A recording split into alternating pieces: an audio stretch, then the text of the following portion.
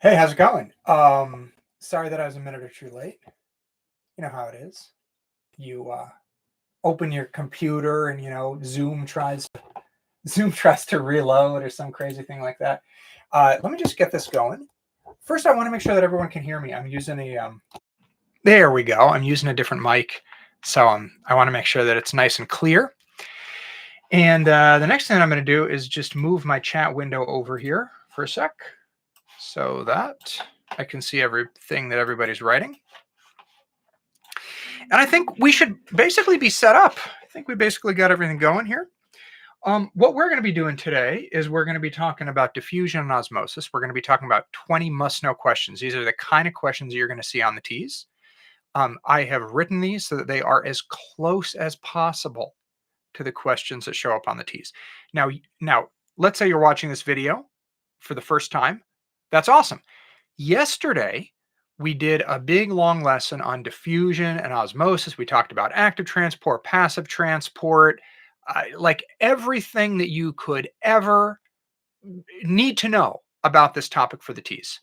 So definitely like watch this video, go through the questions. But if some of this you're like, I'm not really sure about that, I haven't learned it very well. Well, go and check out my live stream from yesterday. It's already up on YouTube. Just search for TEAS with Tyler, diffusion osmosis.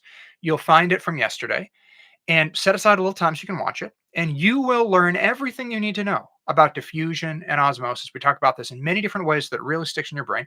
And then you can come back and watch the questions again, and you'll be like, oh, this makes sense now, right? So check that video out. Once this live stream posts to YouTube, there'll be a link to that diffusion and osmosis lesson video in the in the description below the video. So you can check that out, or you can just search for it in Google. So here we go. Let me just get my Dulce. It's great to see you here. It's super cool. It's super cool when you see somebody who enter the live stream and say something in the live stream. It's super cool when you recognize their name from video comments. So that's welcome to these live streams. I hope this is helpful. I hope you like it. Quick reminder before we get going. I always tell people this. If you have questions, just email me. Tyler@teasingoneday.com. Sometimes people are like, oh, you're not really going to write back. Like, you don't actually want to get the email. I do want to get the email. I love hearing from people. Whenever I can help with a question, I help with it. I love hearing your questions and comments. So Tyler@teasingoneday.com. Send me email. If you like the way I teach, if it helps you learn, if it sticks in your mind, check out all my TEAS resources. I have more than just this live stream. You can find a lot of them on my YouTube channel, but you can find even more on my website, teasingoneday.com. That's where I have my full TEAS chemistry course, all the chemistry you need to know for the TEAS, the most important chemistry topics you need to know on the TEAS, teasingoneday.com. Check out my website. If you want to look at other resources than that, if you have questions, send me email, Tyler@teasingoneday.com. Okay, let's get going. So, we're going to be doing a little bit of review of diffusion and osmosis. I just want to spend like 3, 4, 5 minutes going over this stuff because it's really important. If we talked about it yesterday, you probably remember a lot of it. It never hurts to do a little bit of a review just to, get the brain working. As I often like to say, diffusion osmosis is super important because it shows up in many different areas of TEAS science, right? So it's like it shows up in chemistry questions, it shows up in life science questions, shows up in anatomy and physiology questions. So understanding diffusion osmosis really well is going to help you in all of these sections. So here, this is a quick review. This is not intended to teach you all the stuff from the ground up. If you have never heard about diffusion and osmosis before, if you've heard about it but you never really could wrap your head around it, this 5-minute review probably isn't going to be enough to teach you. That's what my other video is for, like a long teaching lesson. We go step by step. This next 4 or 5-minute review is just to bring you up to speed, to get you ready for some of these questions, assuming that you've already watched, my longer lesson on it, or you have a pretty good background or whatever. So let's start with just a little bit of a review. So diffusion is a really fancy term for when a substance moves or spreads from a high concentration to a low concentration. Okay. There are two examples that we talked about yesterday that are great examples of diffusion because you know them from everyday life. And one is somebody smoking a cigarette in a restaurant or a bar, right? That smoke spreads out. It spreads out all over the restaurant, all over the bar, right? So it starts from a situation where the smoke is very concentrated, it's focused close to the person who has a cigarette. But over time, that high concentration of smoke is going to spread out to the other areas in the restaurant or bar where there is a low concentration. And eventually, the smoke is going to sort of even out. Okay. It's going from an area of high concentration to low concentration. It's diffusing out. You see the same thing when you put a drop of food coloring in a glass of water.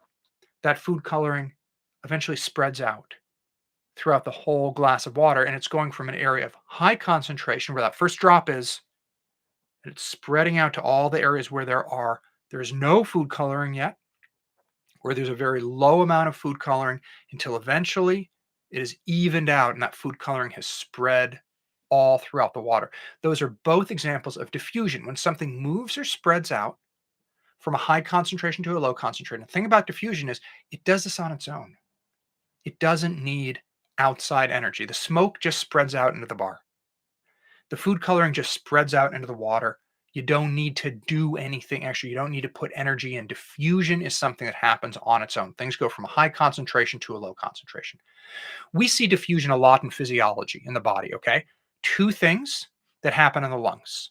Oxygen goes from the lungs into the blood. Carbon dioxide comes out of the blood and goes into the lungs. And in both cases, it's diffusing. It's diffusing because it's going from an area, these things are going from an area of high concentration to an area of low concentration. So let's look at this thing here over on the left. That's where we have some oxygen. Well, in the lungs, oxygen has a high concentration. In the blood, it has a low concentration. So oxygen naturally moves from the lungs into the blood, high to low. The opposite happens with carbon dioxide. When the blood enters the lungs, there is a high concentration of carbon dioxide in the blood. There is a low concentration of carbon dioxide in the lungs. And so the carbon dioxide naturally on its own moves from high to low. It moves from the blood into the lungs, and then you can breathe it out. Now, I keep saying this thing over and over without added energy. And it's important to remember that diffusion, going from a high concentration to a low concentration, spreading out, happens without added energy. It happens on its own. And it's an example of what we call passive transport. It doesn't require any extra energy, it happens on its own. Sometimes we'll focus on specific cells. And there are lots of things in the environment of a cell that might move into a cell or out of a cell. Okay. And in this example here, we see these little triangles. I don't know what they are. Maybe there's some kind of sugar or some kind of salt or something. I don't know. And these triangles can diffuse through the cell membrane.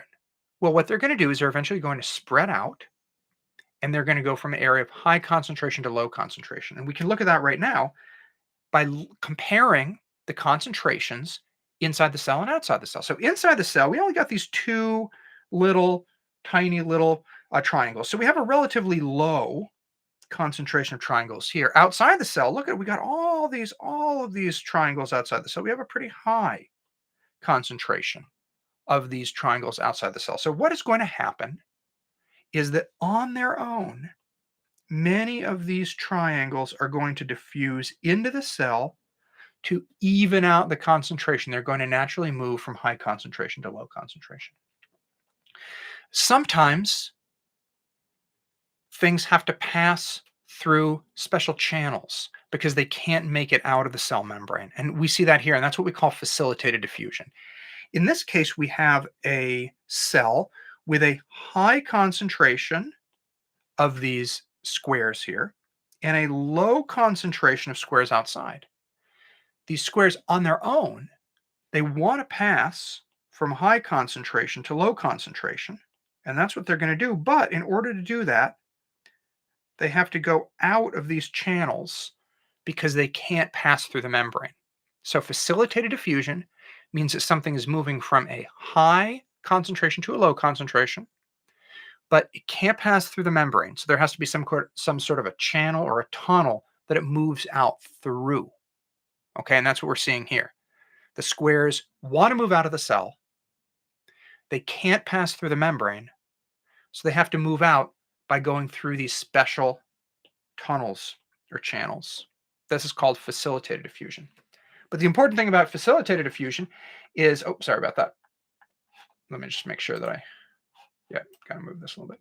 The thing about facilitated diffusion is it is still diffusion. And that means that it happens on its own and it does not need outside energy. You have these little protein channels, these little channels, little tunnels, the things move out through them. They do it on their own. Okay, you don't need energy for facilitated diffusion. Now, there are situations where we do need energy. Remember, we've always said that something going from high to low is passive, no energy. Well, here's the thing. If you want to go from a low concentration to a high concentration, that is going to need energy. So take a look at this situation that I have here over on the left. We have these guys. They are going to go this direction. The cell wants to pull them in. But to do that, we have a low concentration out here, and we have a high concentration inside. Ooh, that's a problem because naturally, they want to go the other way. They want to go from high to low. They always want to go from high to low. So if the cell is like, no, I want you to go from low to high, the cell is going to have to put energy in to pump them in. They don't want to go that way. They don't want to go from low to high. The cell has to pump them in. It's not like water, right? In the cell, we're talking about concentrations, but you can think about it like water, right? Water always wants to flow from a place where it's high to a place where it's low. Waterfalls, things like that, like water slides, the water just naturally moves from a high place to a low place. If you want water to move from a low place to a high place, you got to pump it. It does not do that on its own. So just like this, we're talking about sugar, we're talking about something like that, but the cell wants to take it from a place where it has a low concentration and pull it towards an area of high concentration, so it needs energy. We call that active transport. You need to use energy to pump something from a low concentration to a high concentration. We see that here. If we want to get this out of the cell, we got to use energy because it has a low concentration here and it's a high concentration there. Okay. Now, that was diffusion. Okay. Now we're going to talk about osmosis. Okay. Osmosis is a situation where water moves. Everything else that we've been talking about has been things that are dissolved in water. We've been talking about oxygen, carbon dioxide, maybe some sugars, maybe some salts, stuff like that. We call these things solute. Solute is dissolved stuff. Dissolved stuff. When we talk about osmosis, we're focusing on water. Water is a solvent. Solvent is something that does the dissolving. So solute dissolves in solvent to make a solution. And when osmosis happens, osmosis is the movement of water, usually into or out of cells. And osmosis happens for a specific reason. And that's that most solutes, here we have a picture of a cell membrane. That's what that line is here. We have a picture of the cell membrane. And most solutes actually can't pass through the cell membrane. The examples that we talked about earlier are kind of exceptions. In general, solute can't pass through cell membranes. But water can pass. Water can pass through cell membranes directly, or water can move through special channels or tunnels called aquaporins. But the main idea here, the take-home message, is that most solutes actually can't pass through the membrane of a cell, but water can. Water can move in, water can move out. And when water moves in or it moves out of a cell, we're talking about osmosis. Another important term here, and that's that the cell membrane is semi-permeable. Permeable means that you can pass through something. Okay? The cell membrane is semi-permeable because some things can get through, others can't. There's some types of ions and salts and sugars that can move through, but most solutes can't. Water can move through. So the cell membrane is semi-permeable. Now, let's talk about what happens with osmosis. Okay, there are kind of three different steps here that it's important to understand. Okay, first, check this out. I wrote in the lower right, this solute can't pass through the membrane. So these red circles can't pass through the membrane. That's important. Okay. First, we're going to start out by looking at the concentration of the solute. And maybe you're thinking, wait, but why are we worried about this? It can't pass through the membrane. I know, but that's how we start. When we think about osmosis, we start thinking about the solute. Okay, so where is it high and where is it low? Low solute outside of the cell, high solute inside the cell. Low solute outside, high solute inside. Now, ideally, in a perfect world, if the solute could pass through the membrane itself, it would want to move out, but it can't because it can't pass through the membrane. So when you have a situation where solute can't get out of a membrane, what happens is the solute pulls water towards it.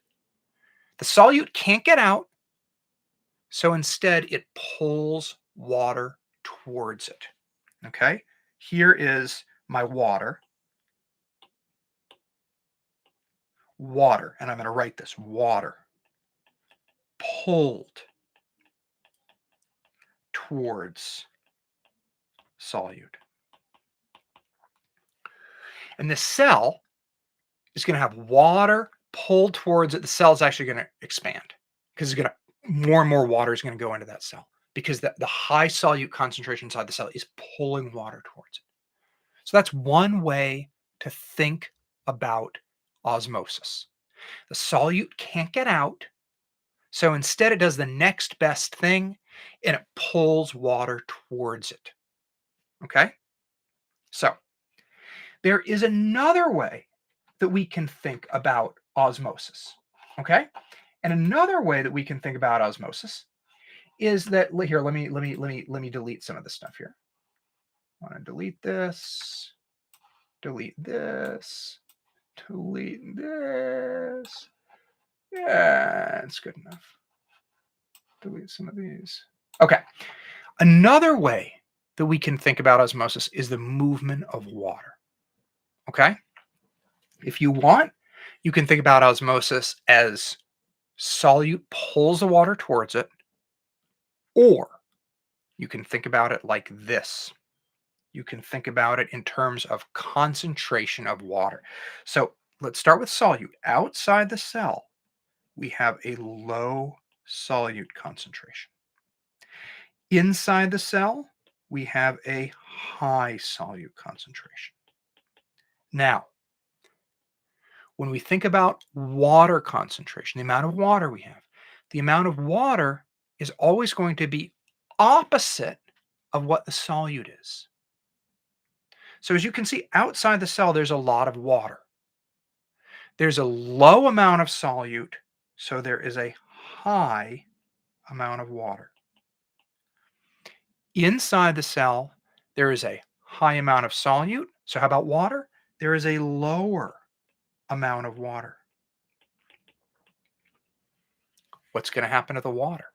Water is going to move from a high concentration to a low concentration. Okay? So osmosis can also be thought of as diffusion of water from high concentration to low concentration. So you can think about osmosis in those two ways. You can think that Osmosis is solute pulling water towards it, or you can think about osmosis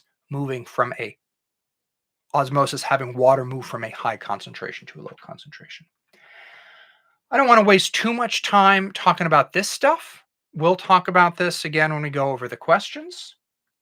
There are things in roots that pull water towards cells. Inside roots, there are cells with a high solute concentration, and that high solute concentration pulls water out of the dirt into the roots. Same thing happens in the kidneys, the blood, which has a high solute concentration. You can think of it as pulling water towards it, and water comes out of the tubule and it goes back into the blood because it's pulled there by the high solute concentration. Okay, hypertonic, isotonic, and hypotonic. Hypertonic is a word that we use to describe a solution with a very high amount of solute, or a higher amount of solute than inside the cell. Isotonic means that the concentration of solute inside and outside of a cell is the same. And hypotonic means that you have a lower concentration outside of the cell than inside the cell. Okay, so that is the end of our quick review, and we are ready to get going on these questions. Okay.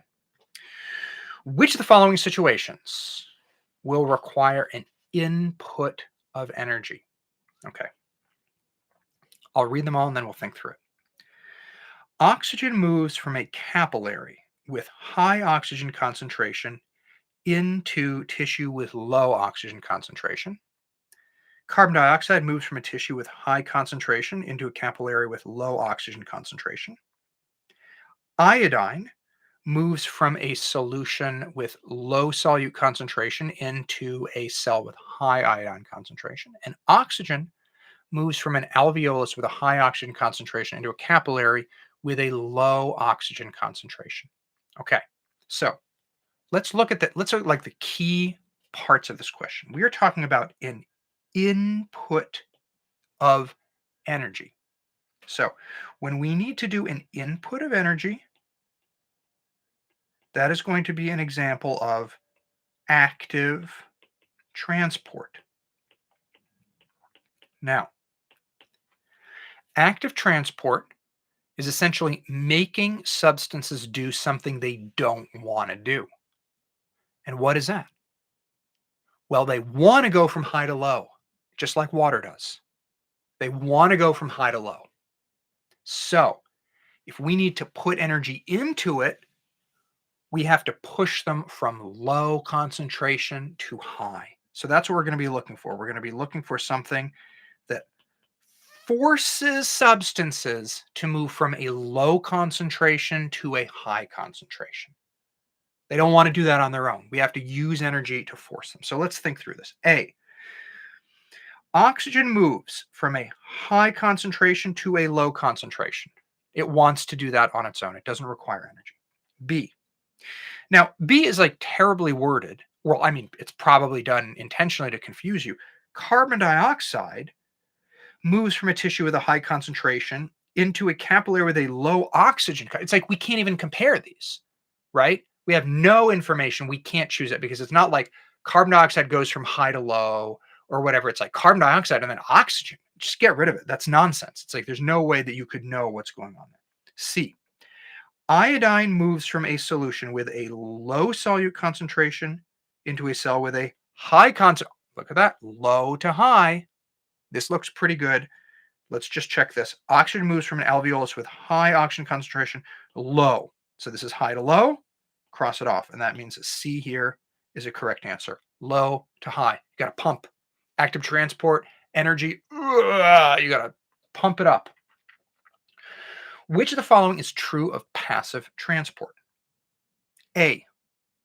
It is movement of a substance from an area of high concentration to an area of lower concentration. B. It is a process that always requires energy. C. It typically involves a chemical change that makes a substance more soluble. D. It involves a physical change from solid into liquid or gas. Okay, let's think about this. We talked about this previously. Passive transport. What does passive transport mean? It means no energy. And what types of processes, what types of transport movement processes happen without energy? Think about water. Water goes from a high place to a low place on its own. Smoke goes from a high concentration to a low concentration on its own. Substances move on their own with no energy passively from an area of high concentration to an area of lower concentration. And that means that A is our correct answer. Let's take a look at why some of the others are bad. B, it is a process that always requires energy. No, it never requires energy. Passive never requires energy. Passive happens on its own. Passive transport, no energy.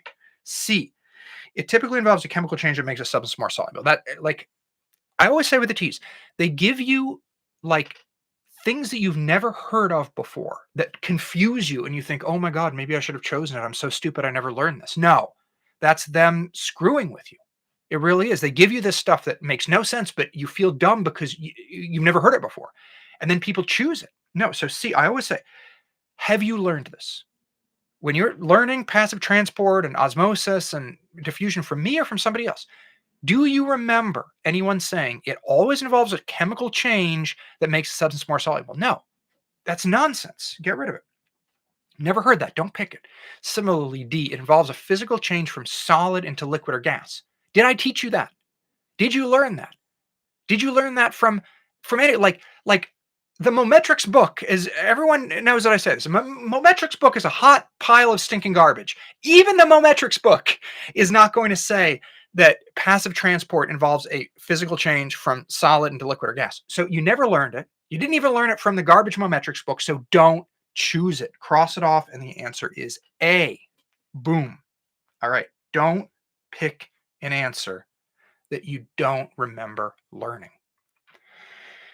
A red blood cell will swell and possibly burst when it is placed in a solution that is hydrotonic, hypertonic, hypotonic, or isotonic. You got to read carefully here and you got to think, right? We're seeing some stuff in the chat. People have some different ideas about this. That's okay. We're going to talk through it.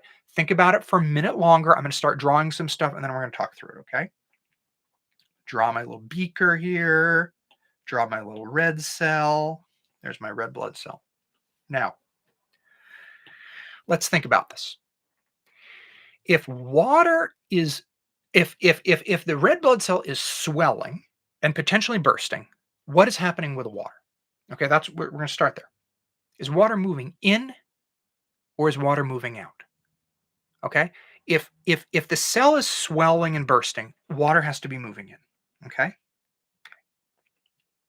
water's moving in. There are my arrows. Water in. Okay, water moving in. Excellent. Now, this is obviously an osmosis process because we're talking about water moving. Okay, when water is moving, we're talking about osmosis. Now, there are two ways to think about osmosis. One way that I like to think about is in osmosis, solute can't get out of the cell or it can't move across the cell membrane. So solute pulls water towards it. Solute pulls water towards it. Say that one more time. Solute pulls water towards it. So what do we know about the amount of solute in the cell and the amount of solute out of the cell? Solute pulls water towards it. High solute inside the cell. Low solute outside the cell. Solute pulls water towards it. What is the word that we use for a lower solute concentration out of the cell? Hypotonic. Hypo means lower or low.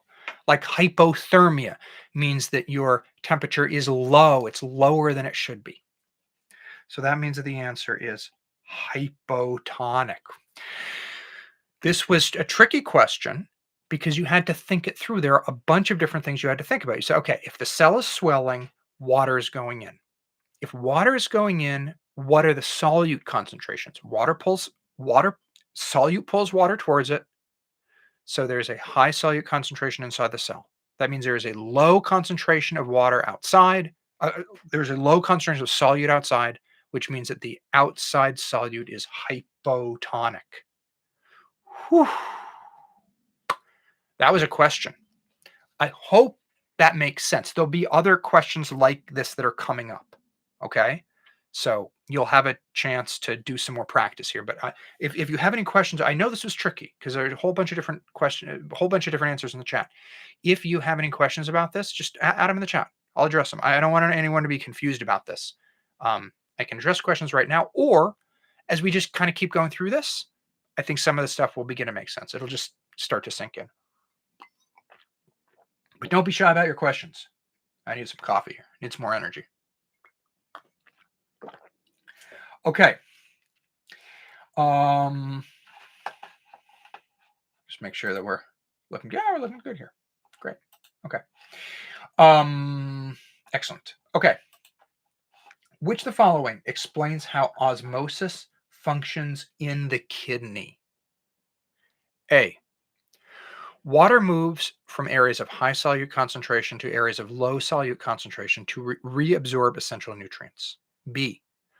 Water moves from areas of low water concentration inside the nephron to high water concentration in the blood to remove waste.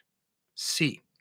Water moves from areas of high water concentration inside the nephron to low water concentration in the blood to reabsorb water back into the body. Or D. Osmosis is not the primary mechanism of water reabsorption in the kidneys, rather, active transport is.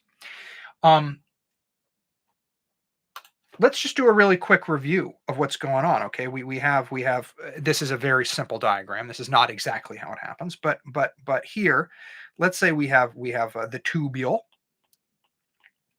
which is part of the nephron, and then we have the blood. This is a really simple diagram. You probably know that after a lot of wastes are filtered out of the blood by the kidney, water needs to move back into the blood. It needs to move from the tubule back into the blood. This is called reabsorption. Okay. Now, why does this happen? It happens. It is a passive process. It is an osmosis process. And when water moves on its own, how is it moving? It is moving from a high water concentration to a low water concentration. Okay. We also know that if we're interested in looking at this from the perspective of water, or I'm sorry, if we want to look at this from the perspective of solute, the amount of solute, the concentration of solute is opposite that of water. So water is going back into the blood because it's moving from high water concentration in the tubule to low concentration in the blood. But if we wanted to think about this in terms of solute, it is moving from an area of low solute in the tubule to an area of high solute in the blood. Because another way to think about osmosis is that solute pulls water towards it. So now let's go back to our question. And our answer is C. Water moves from areas of high water concentration inside the nephron to low water concentration in the blood to reabsorb water back into the body. And this is exactly what we have. We have high water in the tubule, part of the nephron, moving to low water in the blood. High to low. Okay. Karen, what days do I go live? You know, my schedule's kind of crazy. So I go live when I go live. And I send out emails before I do. You can get on my mailing list. Just go to teasinOneday.com and put in your email address, and that's how you get on my mailing list. And I always send out like a notice before I go live. But most of the lives that I do also just go right to YouTube. So you can also watch it on YouTube. Um, what anyway, what happens if you have too much glucose in the blood? That's a really good question. What happens if you have too much glucose in the blood? There are a variety of problems. There are a variety of problems, and one of those is this kidney filtration that we're talking about doesn't work correctly. It doesn't work correctly. And one of those is because not all the glucose can be filtered out. Glucose ends up in the urine. That's one of the ways that you can test if somebody has diabetes. You can check for glucose in the urine. And people who have diabetes create a large amount of urine because they have more solute in the waste. They have more solute, and so it holds on to more of the water. So folks with diabetes have blood sugar, have sugar, glucose in the urine, and they have a higher water volume of urine because that extra glucose is is holding on to more of the water. So the body is not able to reabsorb as much of it. We'll talk about this when we start talking about kidneys and stuff like that. When I start talking about anatomy and physiology, I don't want to get too drawn up on it right now, but it's a very interesting question. Um, I Yeah, I would like to do TikTok live sessions too. The problem with TikTok is you have to have 1,000 followers to go live, and I haven't uh, tried yet to really build a channel on TikTok. I have like 25 followers or something. I'd be like, I think TikTok's cool. I'd be curious to know what, why TikTok live session would be so good. Let me know about that. Like, why TikTok live session would be better than a YouTube live session. Like, tell me. I try to do it, but I gotta really grind on TikTok to get a lot of followers first, so that they'll let me go live. Not impossible, but it's just something that I'll need to work on. I want to make sure that I addressed everything in the questions. Yeah, I usually start at 2 p.m. Eastern because it just works with my schedule. I know people are like, "Oh, it's such a bad time," because can you do it in the evenings? I wish I could. I'm so busy. I just don't have time right now. In the future, totally. But right now, unfortunately, I'm stuck to the middle of the day. But that's why most of my stuff just ends up on YouTube, so you can watch it. If you can't watch it live, you can watch it on YouTube. Um, I'm so happy that you like the way I teach. I try really hard to make it simple and easy to understand. I know it is not easy to study for the T's. I know it is a real pain in the butt, and I really try to make it um, simpler. I really appreciate that, Pamela. Thank you so much. I really, really, really appreciate that. Um, Let me know if you have any more questions. Throw them right in the chat. Let's keep going. Which of the following is an example of osmosis? Remember, osmosis is movement of water. Water moves because solute can't. A. Sodium chloride ions move from a high concentration outside a cell to a low concentration inside a cell. We can eliminate that right away. How do I know I can eliminate that? Well, because osmosis is movement of water. It's not movement of sodium and chloride. Just cross it off. Okay, look at this. Is crazy. It has two A's. That's a typo. It's just like the T's. It's like I tried to be so realistic that I even put a typo in this question, because if you've spent any time with the T's app or the T's book, the ATI, it's filled with mistakes. This is so right out of the T's playbook of having two A's. That's something that they would do. So I try to be like them, and just make mistakes just left and right, just to you know just keep you on your toes, to make it harder than it needs to be. Um, Anyway, let's look at the second A now. Water move. Okay, so now we're talking about water moving. So maybe that's correct. Water moves from a low concentration inside a cell to a high concentration outside a cell. We'll come back to that in a minute. B, which really should be C. Glucose moves from a, I can cross that out right now, glucose, because glucose doesn't move. We're talking about osmosis, we're talking about movement of water. So now look at that. Just by knowing what osmosis is, which is movement of water, we're able to eliminate 50% of the answers here, right? So now you have like a 50-50 chance of getting it right. It's either going to be A or it's going to be C, right? That's pretty good. You've eliminated two of them. So like I'll take those odds. Those are pretty good odds. Now let's think about this. A, water moves from a low concentration inside a cell to a high concentration outside a cell. Okay. Or C, which really should be D, water moves from a high concentration inside a cell to a low concentration outside a cell. What is osmosis? It's movement of water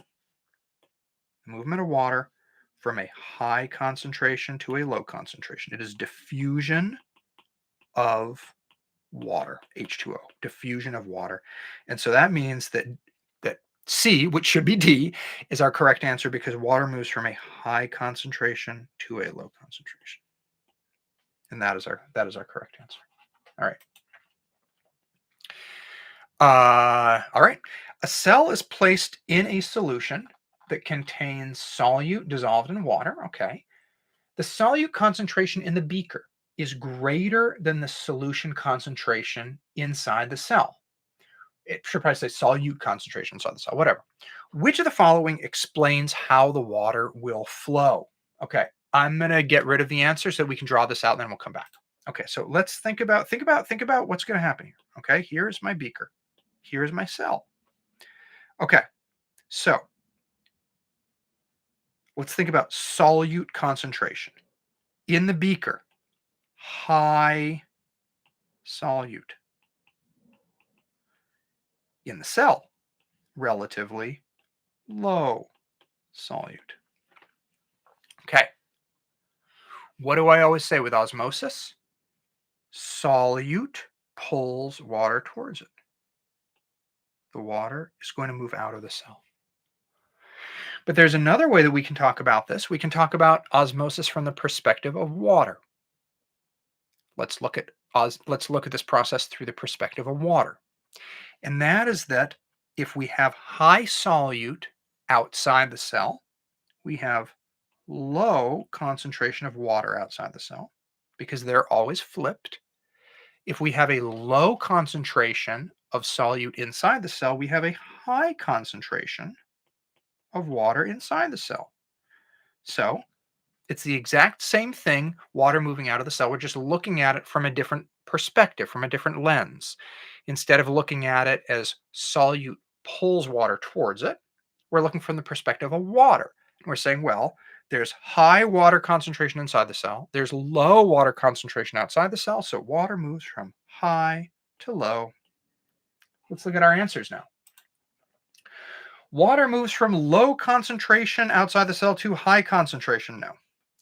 Water moves from low concentration. No. Water will move from high concentration to low concentration outside the cell, inside the cell. Let's look at our little graph here. Which direction is water going to be? Water is going to be moving out of the cell. Water is going to be moving out of the cell. So water will move from a high concentration. Look at this. Water has a high concentration inside the cell and a low concentration outside of the cell. So water will move from a high concentration inside the cell to a low concentration outside the cell. That's D. These are tricky questions, but these are exactly how the TEAS is going to ask you about osmosis and diffusion, right? They're not going to ask you the simple stuff. They're going to ask you stuff like this. They're going to be like, you put a cell in a solute and there's high solute, low solute. They're going to ask like the direction the water moves inside the cell, outside the cell. Like this kind of a question is exactly what you're going to see on the TEAS. And that's why we're doing it here, because I see some folks like struggling in the chat. That's my point. Like, I don't want it to be bad for you. I want you to mess up here and not on the TEAS. That's why I'm giving you like all of these hard questions that are very, very similar to what you're going to get on the TEAS, because I want you to practice here. I want you to mess up here so that then when you take the TEAS, you're ready to crush it. Okay. I'm not like, I don't want to make it like frustrating for you. I don't want you to like turn off the video because you're like pissed at me, but I don't want to make it overly easy. Okay. Because there are plenty of like tease videos and books out there that are just like, oh, like tease OMG, like just learn these questions and you'll have like a super amazing tease experience. And then they just give you like a whole bunch of really easy questions and they don't get anyone ready for the test. Like, so I'm giving you these hard questions because I know they're hard because the tease is hard and I want you to get ready for the tease. So I'm just trying to be as realistic as possible. Okay. Anyway, because I just, yeah, again, I want you to mess up here so that you learn from your mistakes and you're ready to crush the teas when you take it. Which of the following statements does not apply to diffusion? Oh my God, I hate these questions so much. Does not apply. So we are looking for the false statement. I hate these questions. Each one we need to ask, is it true or is it false? If it's true, we cross it off. If it's false, we keep it. Okay. We're looking for the false statement about diffusion. 1, it occurs without the input of energy. Okay, think about this. Is that true or not? Does diffusion occur without the input of energy? Yes, that is true, which means that it's not the correct answer. B, it does not apply to movement of water. It does not apply to movement of water. Let's leave that. Let's come back. C, it is the movement of a substance from an area of high concentration to an area of lower concentration. What is that? That is true.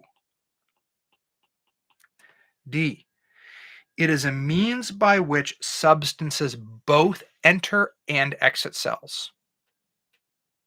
What do you think about that? That's true. All right? Because things can diffuse into a cell, things can diffuse out of a cell. Things can diffuse into a cell, they can diffuse out of the cell. So, diffusion,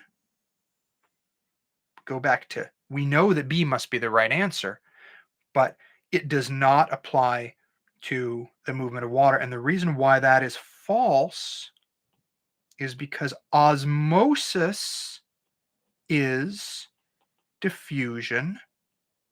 Diffusion. Oh my gosh, I cannot spell. Is diffusion of water. Osmosis is diffusion of water. So when we say that it does not apply to movement of water, that's false because osmosis is diffusion of water. Okay. Let me know if you have any questions about this. In which of the following does a substance move along its concentration gradient? Okay. This is a term which might show up on the T's. Is likely to show up on the T's. And this is something we talked about yesterday. Here's what it means to move along a concentration gradient. Okay. It means when you move along a concentration gradient, you move from high to low. Okay. When you do the opposite, from low to high, you move against a concentration gradient. Okay.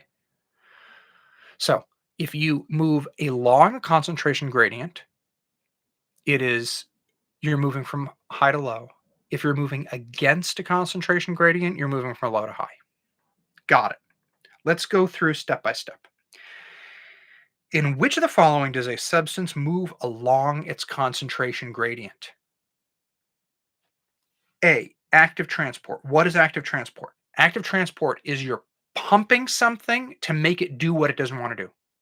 You're moving it from low to high, just like water. You have to pump water to get it to go from low to high. It takes energy. It takes energy to pump water up. Okay? So, cross it off. You're moving active transport, you're pumping it against the concentration gradient. Diffusion. Diffusion, high to low, happens on its own. Facilitated diffusion. High to low happens on its own. You just need the little channels, little tunnels for things to move through. Osmosis. Osmosis is diffusion of water. Diffusion of water, high to low, along the concentration gradient. And finally, passive transport. Passive transport is just another name for all of these things: diffusion, facilitated diffusion, osmosis, that do not require the input of energy. If you don't require the input of energy, you are moving, just like water, high to low. Passive transport along a concentration gradient. So that means that B, C, D, and E are all correct. They are examples where you do not need outside energy. They are passive transport processes, and they happen from high to low along a concentration gradient. Active transport is the opposite. It happens against the concentration gradient. You gotta push. You gotta use energy to push something from a low concentration to a higher concentration. Christopher, high to low water concentration or solute concentration? Yes. Yes. Yep. So when osmosis happens, it's moving from water is moving from a high concentration to a low concentration. It happens on its own. It's happening along its concentration gradient. When sugar diffuses, it's moving from high to low. Good question. The roots of cells can absorb water actively without actively using. Sorry, the roots of plants can absorb water without actively using energy. Cells inside the roots contain a high concentration of solute dissolved in water. Water in the soil typically contains a lower concentration of dissolved solute. How do root cells take in water? Okay. Let's do this. Let me just draw this out real quick. I'm going to get rid of this so that I can draw a little picture. Okay. So here we have a plant root. Here's like some of the root hairs.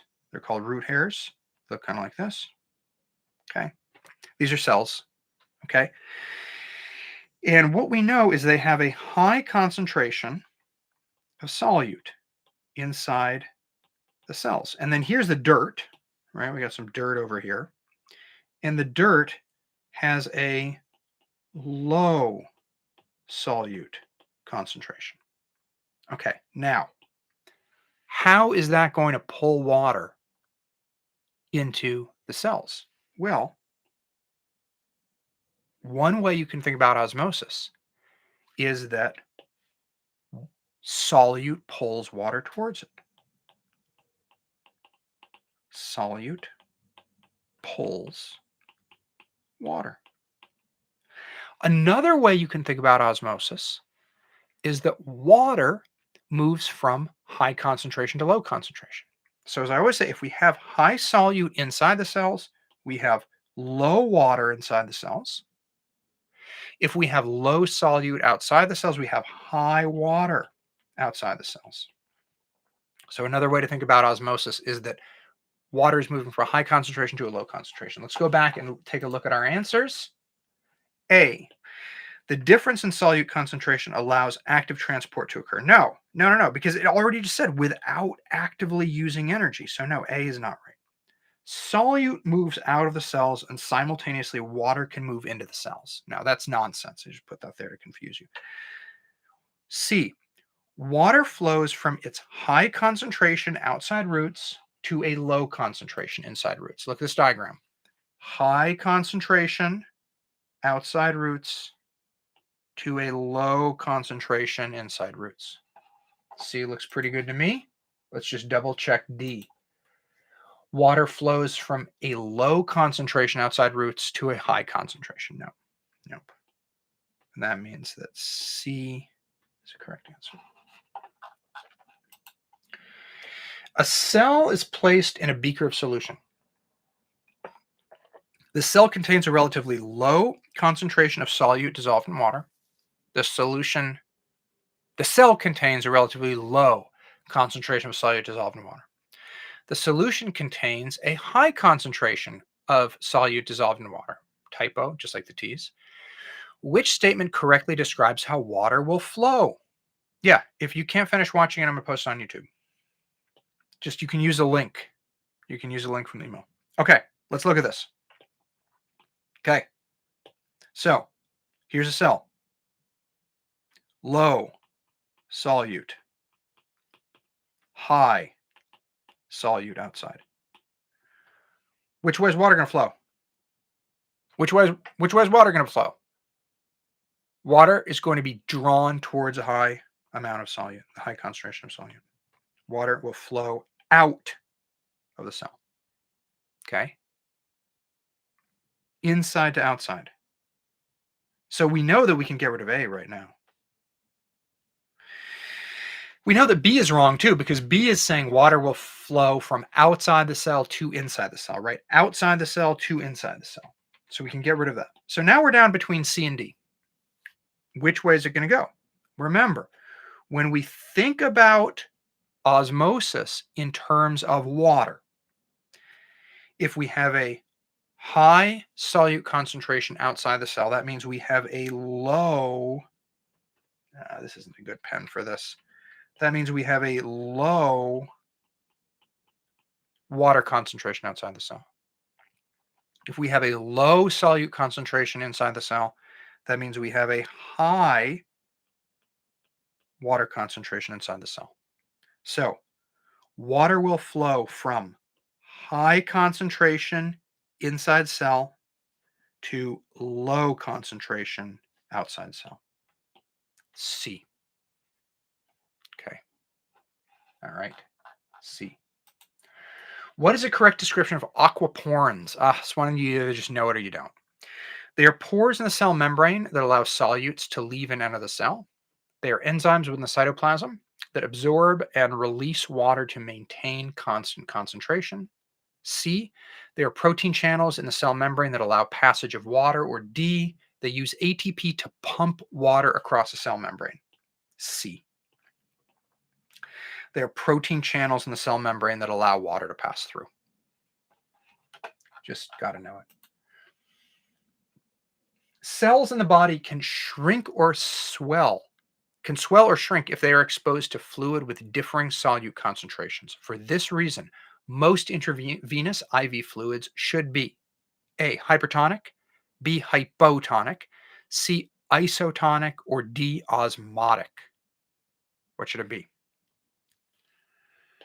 We have a cell here, and we do not want too much water to leave. We do not want too much water to enter. So we want the concentration inside of solute to be the same inside and outside.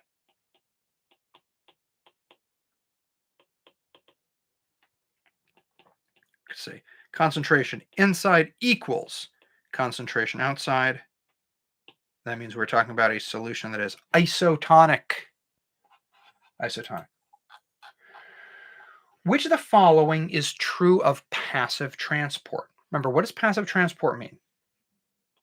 Think about it. I'm not going to answer. Just think about it. A, it is movement of a substance from an area of low concentration to an area of high concentration. B, it's a process that typically requires energy.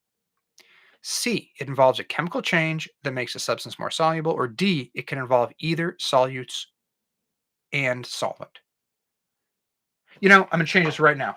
It should say either solute or solvent. Just to make it. Okay, there we go. Let's go step by step. Passive transport. What's passive transport? 1, it doesn't use energy. It happens on its own.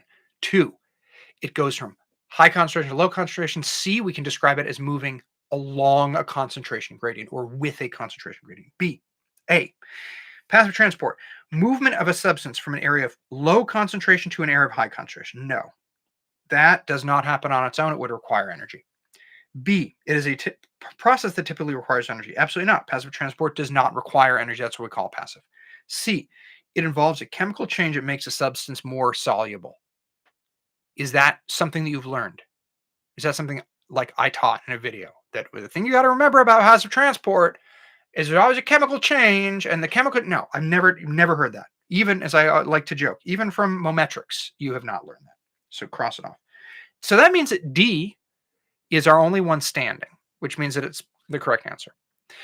But what they're talking about here is that passive transport, well, solute, salt, sugar sometimes can do passive transport, but also water. Water is a solvent. Water can, when water does osmosis, that is passive transport.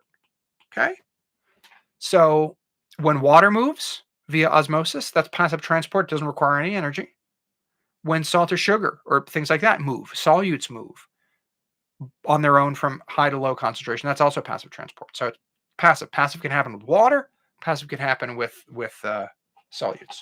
Got a couple more. We're reaching the end. Red blood cells are placed in a solution of water and solute.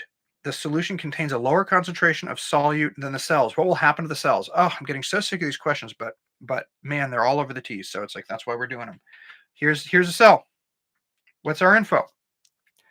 Low solute outside. High solute inside. Okay? What does this mean from the perspective of water?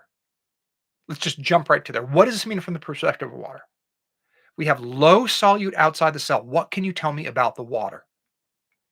There is a high concentration of water outside the cell. If I have high solute concentration inside the cell, what can you tell me about the water? Low concentration inside the cell. And that means the water is going to go from high to low, shoop into the cell. You can also think about it from the perspective of solute pulling water towards it. Either perspective works. It just depends on how the TEAS is asking the question. So the cell, and this will cause the cell to grow, to expand. Okay? So A, the cells will shrink because what? No, cells are going to expand. The cells will expand because water moves into of the cells. Okay. I'm trying to be like the TEAS and fill the resources with typos. Let's just fix it right now, though, unlike the TEAS. And because water moves out of the cells, it does not. Water moves into the cells. C, the cells will not change size. Now, we know they're going to expand. Wait. Let me, now there are no good answers. Let's do this. Let's do this. Moves into the cells, and now we have a right answer. Look at this. There we go. The cells will expand because water moves into the cells. Boom. There's our correct answer now. Ha. Look at that. How do you feel about that? Cells will expand. This is actually the correct answer because I changed it. All right? I changed it. That's funny. Cells will expand because water moves into the cells. Boom. And we can get rid of C and we can get rid of D because those say the cells will not change size. Right. So if there's low, to the question in the chat, if there's a low concentration of solute outside the cell, then that means that there is the solution is hypotonic. Hypotonic. This last one, like 2 or 3 more. What is a function of aquaporins in the cell membrane? As I've said before, you either know it or you don't. They allow the diffusion of salts and sugars across a cell membrane. No. They allow the diffusion of water across the cell membrane. That sounds good. C, they allow cells to maintain a constant amount of solute inside. Nope, absolutely not. D, they allow individual cells to connect together to create tissues. No. B. A patient receives intravenous IV solution that contains a higher concentration of solutes than their red cells. Which of the following will most likely occur? Here's a red cell. High solute outside. Low solute inside. Low solute inside means high water inside. High solute outside means low water outside. Boom. Water's going to come out.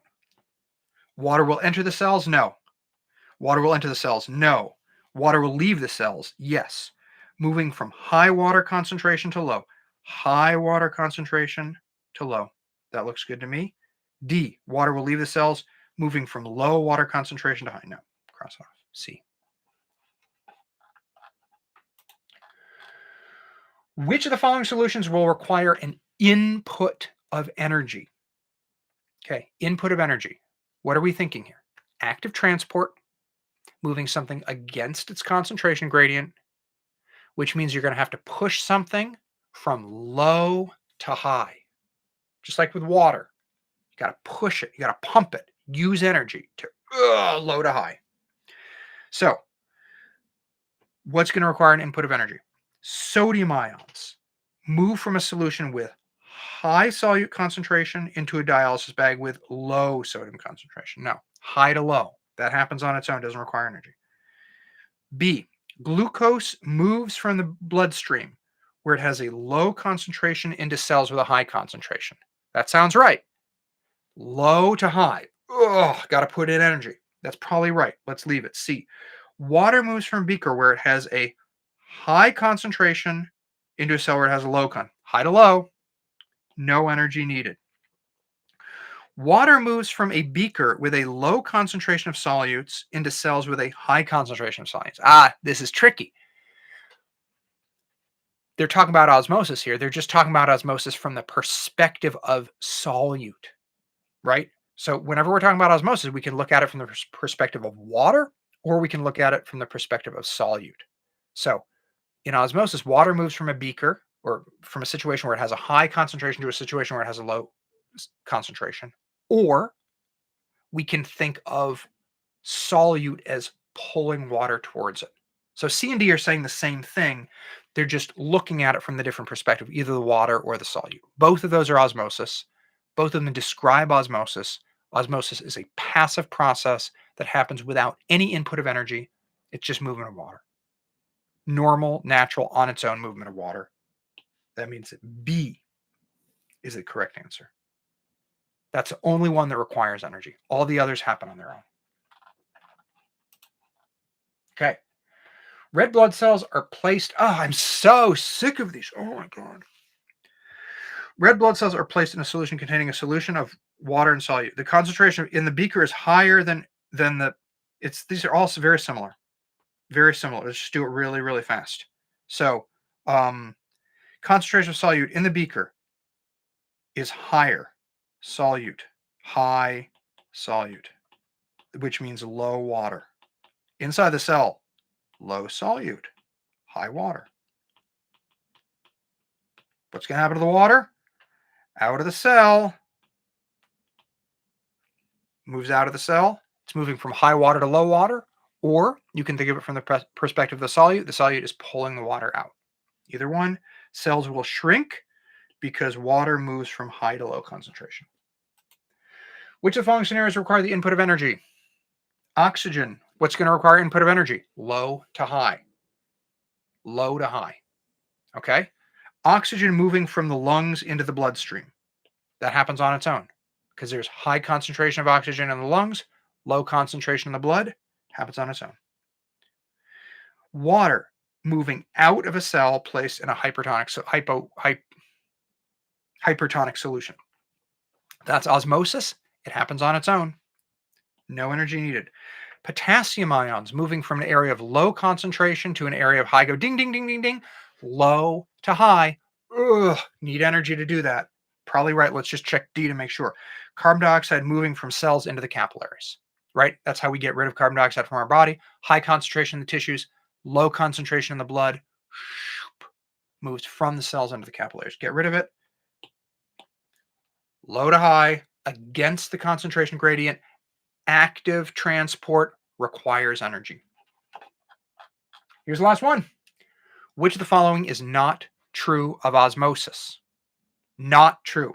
I hate these. Which is false? False is right. Okay? So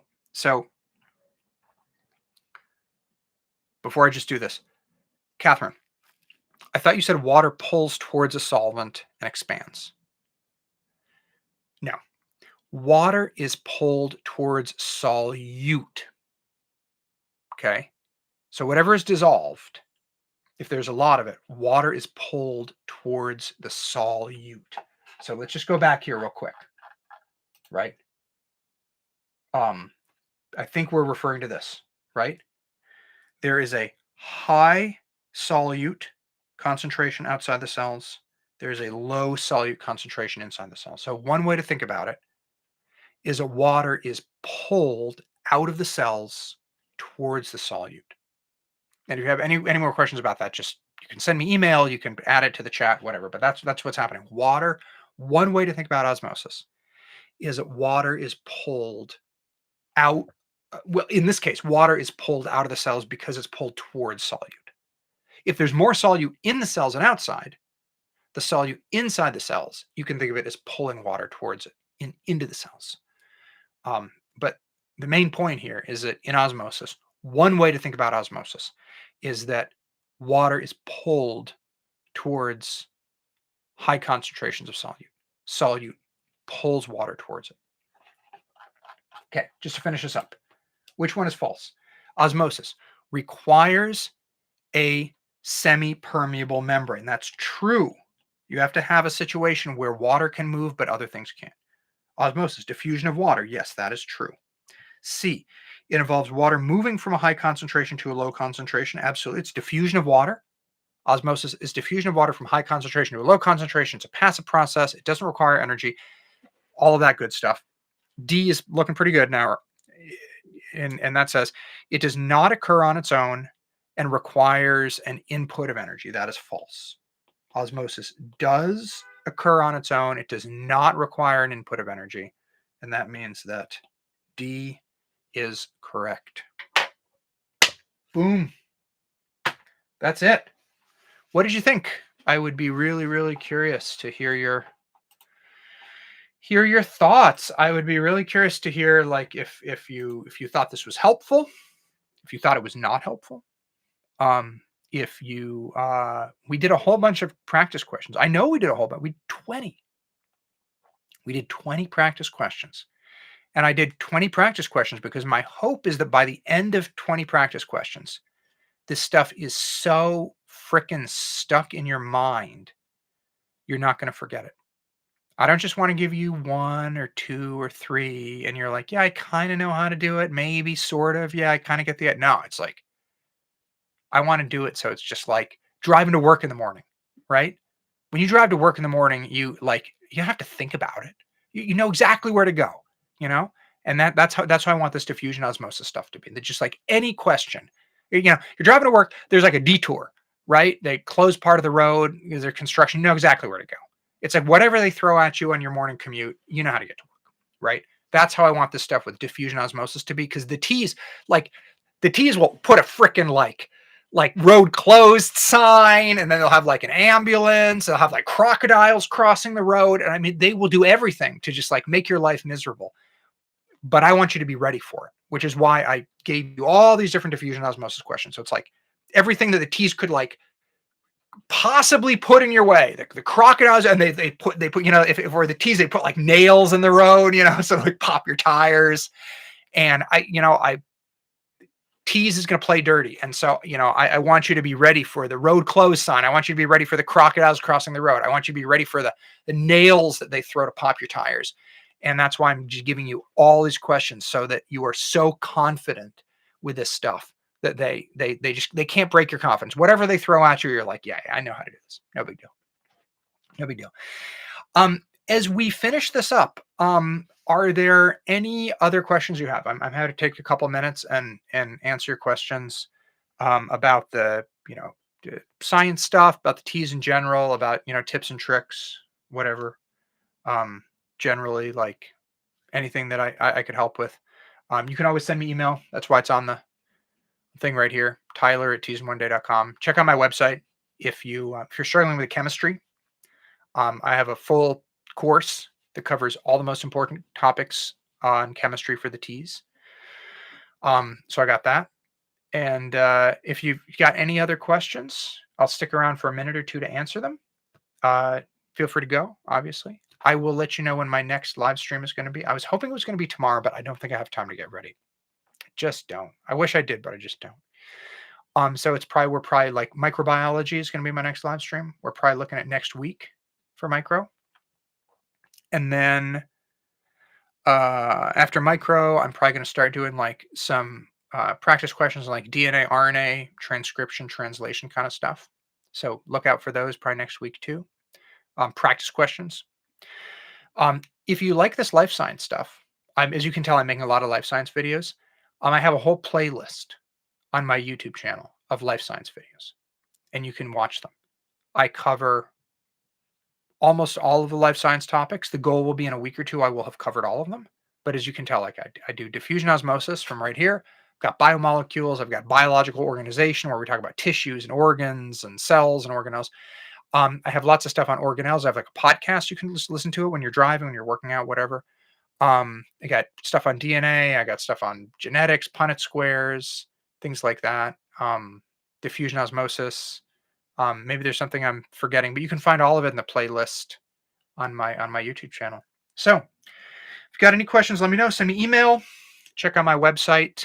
And this is always so much fun. I really hope this was helpful. I hope that it's like by the end of this, you were just like feeling so confident about diffusion and osmosis. And don't feel bad about it. You can watch this again. You can watch it again. You can watch it on 2x speed, and just make sure that you're ready for everything the TEAS is going to throw at you. And knowing this stuff is going to be one more way to help you just crush the test. All right. It's always so much fun to do this. If I can help in any way, send me email, send me your questions, sign up for my mailing list on teasinOneDay.com, teasinOneDay.com. If you're not on there, just sign up, give me your email, and I'll let you know whenever I'm doing a live. And I look forward to the next one. Let me know how I can. Oh, also, if you're like, I really want you to cover like this for the next live stream. Let me know. It's like, should I be doing live streams on TikTok? Why is TikTok better than YouTube? Like, tell me, and I'll think about it. If you have another idea for something that would be really helpful, God, I really wish you would make this thing. I'm really struggling with this. I wish you would make like flashcards, or I mean, I have flashcards, but like something that you're just like, God, it would be so amazing if you had like this. Tell me, and I'll like try to make it. So anyway, all right. Enough from me. If I can help you, check out the website, send me email. This is always so fun to do. I'm so happy to help. I'm glad to hear this was helpful, and I look forward to chatting with you next time. All right, take it easy.